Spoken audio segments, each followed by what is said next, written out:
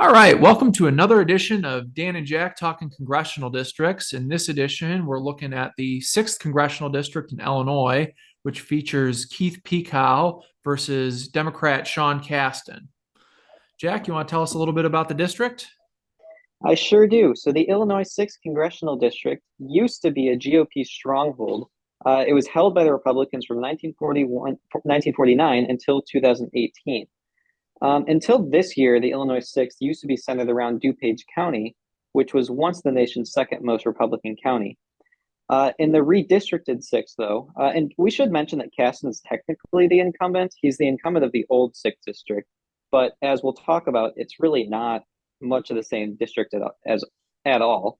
But going off of that, so the Democrats redistricted the map this year, and they sought to continue to keep GOP representatives out of the collar counties of Chicago while losing one district statewide.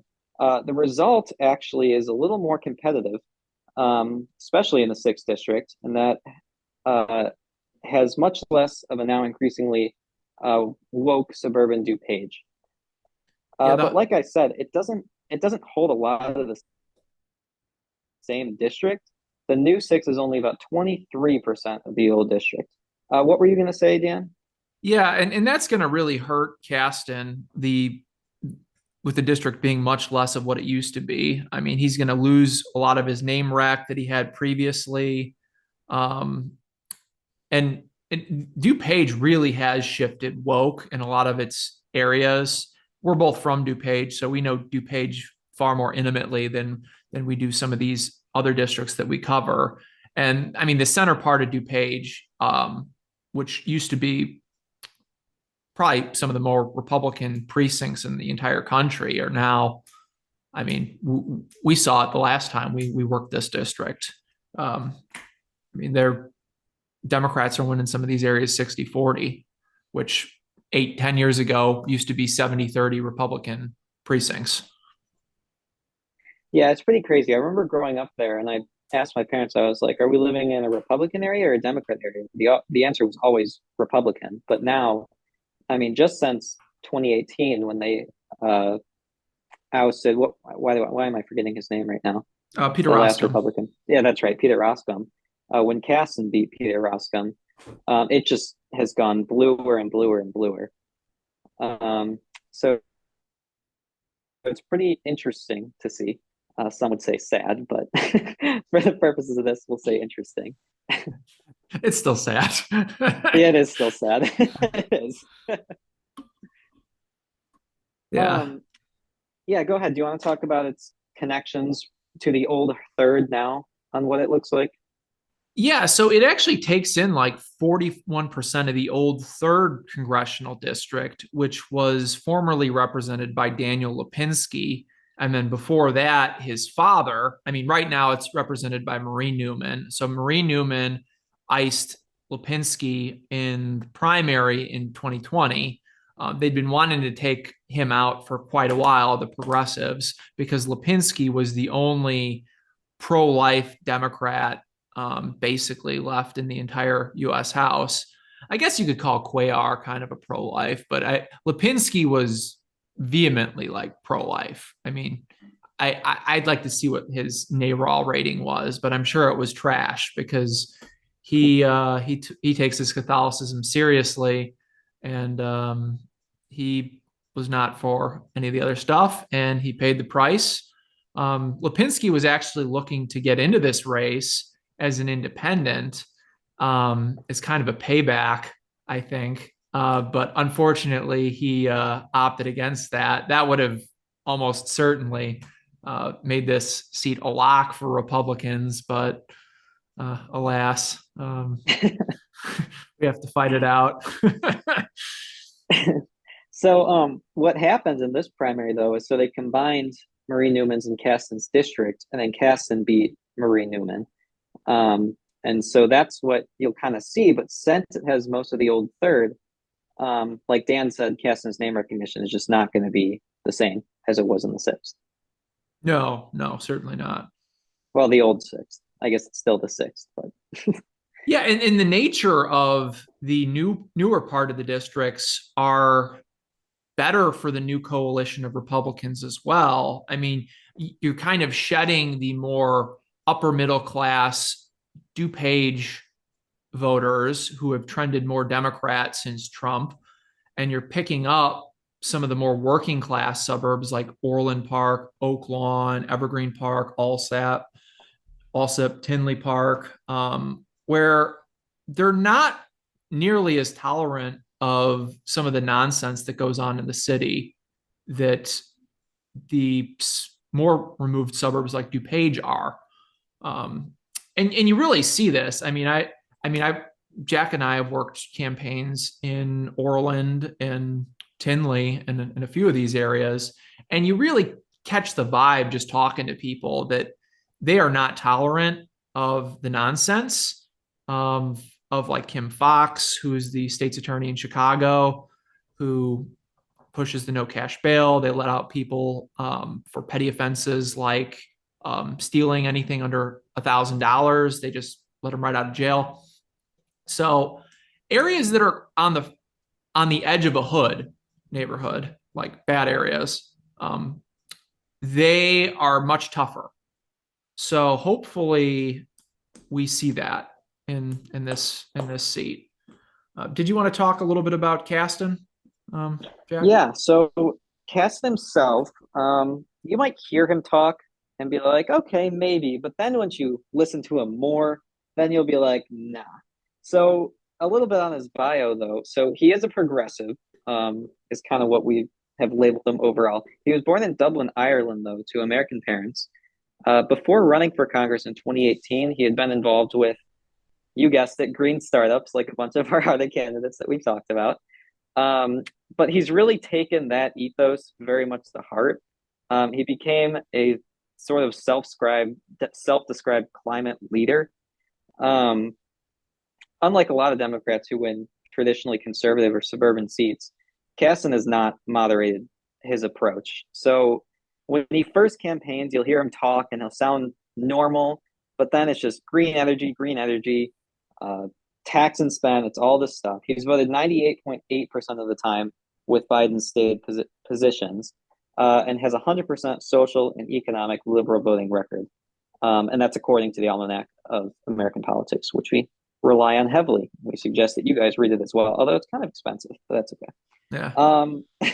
On the issues that Casten can come off on, so like when he's talking about the issues that he cares about, he'll sound kind of tone deaf.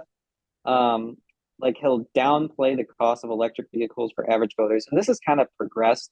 He's always kind of sounded like that kind of sarcastic, maybe better than you type of candidate.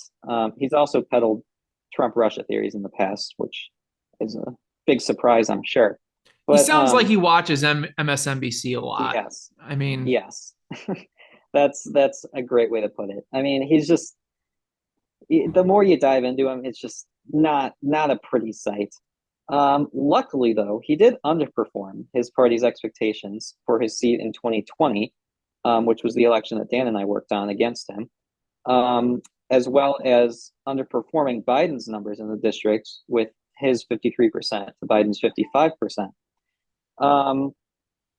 Like I said, he does have that down-to-earth style, but he just consistently votes very far left, which may appeal to voters in the new district, but I don't know. I think they'll see through the down-to-earth style, and it's not going to come off very well.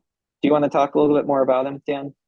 Yeah, his father was a successful businessman, and it seems like he's helped Sean out quite a bit in his earlier careers, as well as his first major primary that he faced. He was a first-time candidate in 2018 when he ran, and his father supposedly set up a PAC for him. Marie Newman attacked him on it recently. Him and his family live in DuPage in Downers Grove. And they actually tragically lost their daughter earlier this year, which is sad. He faced a pretty brutal primary with him and Newman, because Newman was this kind of progressive darling after taking out Lipinski, and they had to draw the two of them together because Illinois is losing a congressional seat. So it's just a luck of the draw or unluck of the draw for them. So they had to fight it out. He wound up spending $3.1 million to beat her back. I mean, the commercials were everywhere. I was living in Illinois for part of it. I don't know if you caught many of them, Jack. Did you? No, I think I was either in Arizona or down here when the majority of the campaign was going on. So I actually missed a lot of them, but I can imagine. I mean, they both seem to fight a little bit dirty.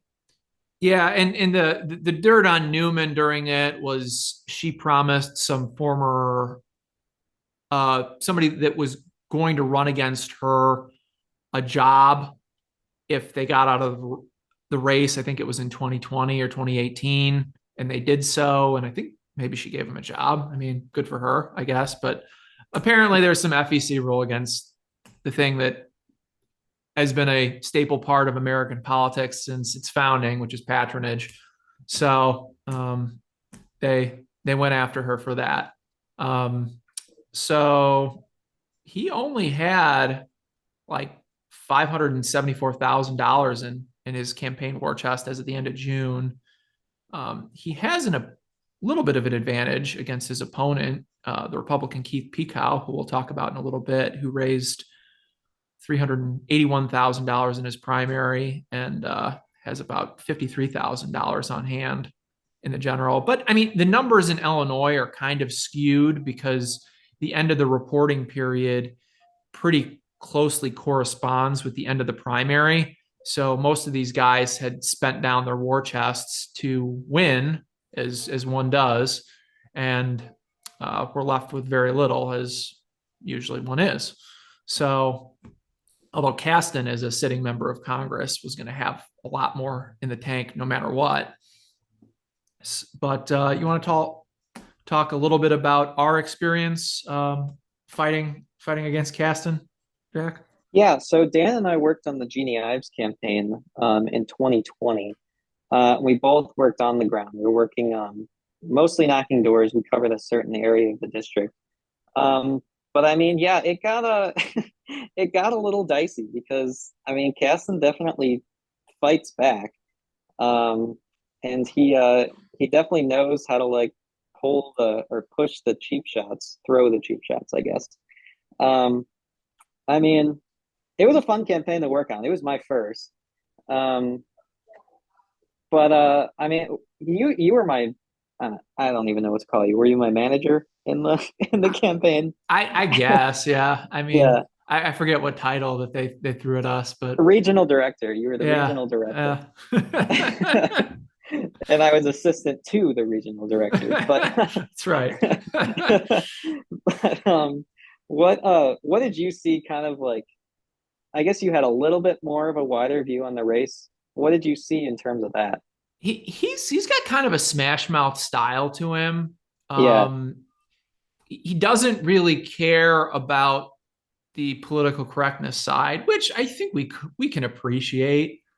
Um, I don't know how hard he actually worked, or it's just the district that has changed so much. Yeah, I kind of completely agree with that. Although this is the old sixth, and so it's definitely different now. But the old sixth, I mean, the district was changing with him, and he was able to just ride that wave. It seems like Totally. because I mean, because Jeannie campaigned hard, and I think that she did um, kind of target those voters as best she Yeah. could. But And even as it the just almanac says, he underperformed expectations in yeah, 20. So, and Jeannie overperformed Roscoe in yeah. 2020 versus 2018. So I guess that gives us a little bit of hope for this race. Um, but I mean, Casten was able to ride that wave, and it's pretty hard to go against it. Yeah. And you wind up with kind of bozos, we'll call them, that wind up in Congress in wave Yeah, election years. I mean, from both sides, really. I mean, uh, we got Joe Walsh elected in 2010, yeah, Republicans did. And I mean, you get kind of dipshitty people whenever there's a wave election because you get people. I mean, what usually happens is if people view a seat as competitive, you're going to have like high quality people get into those primaries. But if a wave comes so fast that nobody really competes in those primaries, sometimes you get people that really are just total nut jobs that are the only people running that kind of just put their name on the ballot as a lark, don't really do any campaigning. Kind of like you saw, I think it was a year ago, this was it a truck driver that almost took out the Speaker of the House or the President of the Senate in New Jersey? He I don't didn't remember that campaign. one, Yeah, he but didn't campaign at all. Like, yeah, I mean, riding the wave is a real thing. yeah. But Um, yeah. that being said, though, it doesn't seem like Keith Pekau, even though this could be a sort of wave election year, it doesn't seem like he's one of those types of candidates. Oh no, certainly Um, not. yeah, he's put together an impressive effort so far. Um, his story is compelling too. He was an Air Force combat veteran, where he did 3 tours in Iraq. Um, he's a successful businessman and currently serves as the mayor of Orland Park, where he actually defeated a 28-year incumbent to become mayor. Um, as mayor, he has a record of cutting his own salary, cutting pension benefits for electeds, and putting in term limits. His strategies of proactive policying have resulted in the lowest crime rate in the town in 27 years. During the COVID-19 shutdowns, he brought a lawsuit against Governor Pritzker, who's the governor of the state of Illinois, challenging some of his restrictions being imposed. Um, Overall, his ads look pretty well produced, and his message of people over politics is one that should be compelling to voters. Do you want to talk about what the Democrats tried to do when he was mayor? Yeah, so this really speaks to his quality. So Democrats tried to spend $500,000 to unseat him, really an unheard of sum for a town that size. I mean, Orland Park is it's a decent sized suburb, but it's no Naperville by any stretch. No, Um, I I'd hate to spitball what the size of Orland Park is, but it's maybe 40,000 I'm people. looking. I don't know. Yeah, Um, I'm looking it up right now. all right. 58,000. 58, yeah. So Yeah. I mean it's a decent size, but it's to spend 500,000 for a mayoral race, which is a low turnout election. I mean, I wouldn't be surprised if they were spending $100 per voter, um, which is ridiculous, to beat him. And then they were unsuccessful, which is the icing on the cake. But yeah, he overperformed in a bad year and held on to his seat, which says a lot about him as the quality of a candidate. And you also got to look at geography here because Orland is in Cook County. It's surrounded by um, Democrat areas. So they can ship in workers, they can go after him, they can bring in people to try to take him out. And these union guys do this all the time out there. So, I mean, the fact that he stood his ground and held on in that election um, really gives you hope for that seat and for him personally as a candidate. Um, Well, yeah, and Orland is it mostly Cook County or is it mostly Will? I think it's almost all Cook. There might be a little Yeah, bit of Will in there. yeah, I thought so. I mean, which Cook County is the city of Chicago, and so I mean that also says a lot right there. Totally. Totally. So on the issues, Pekau is strongly pro-life. He's the son of a mother who had him at 15 years old. His story and success really should resonate with voters. Hopefully, if Pekau can highlight some of Casten's extreme positions, we can hopefully flip this seat back to what it has been for most of the last 80 years. Um, so Fox News has this seat as a leans D. Real Clear has it as a toss up. And trying to pull up what 538 has on their projected models. But yeah, it's a very competitive seat that used to not be very competitive. Um, I mean, well, it was competitive until recently. Right. But did you have any final And thoughts on it, Jack? I mean, I think that Pekau is a great candidate. and he could really take out, well, as my friends and I like to joke, so when Peter Roskin was campaigning against Casten, it was always Shady Sean Casten. That was that was the big line. So hopefully Pekau can take out Shady Sean Casten. Yeah, exactly. So, according to Nate Silver's projections, he's got Pekau winning in 17 out of 100 statistical models, and Casten winning in 83 out of 100.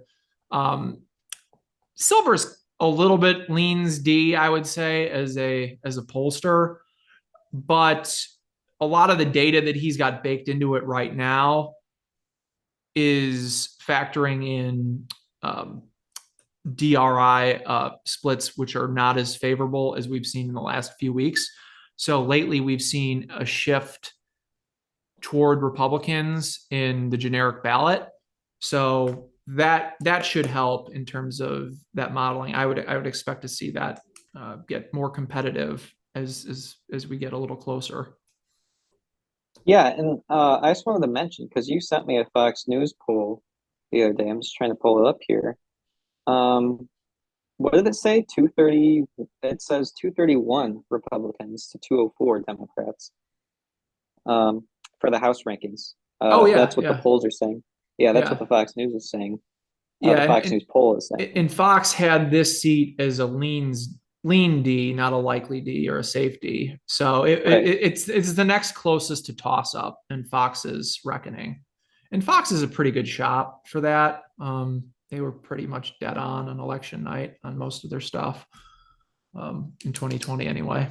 But yeah, so that's the 6th. Hope you guys enjoyed watching, and join us on the next one. God bless.